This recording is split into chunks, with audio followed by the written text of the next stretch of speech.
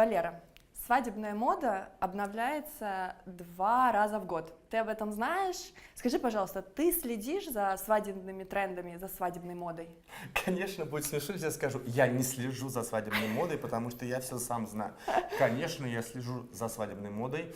Я вынужден это делать, потому что мои невесты должны быть самые красивые, самые стильные, потому что лучшие с лучшими, лучшие для лучших. Да, я смотрю за свадебной модой, я наблюдаю всегда, я листаю модные журналы, смотрю модные показы и всегда на волне. Какие твои самые любимые, твои бренды-фавориты? Мой фаворит номер 1 это Виктор Энролев.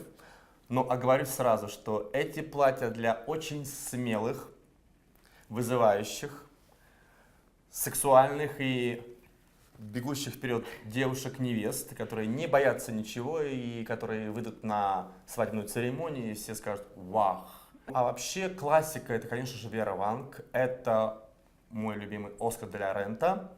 И также я еще люблю Зухайр Мурат. Зухайр Мурат это роскошество, это вот все, как скажем, богачество, скажешь такое слово.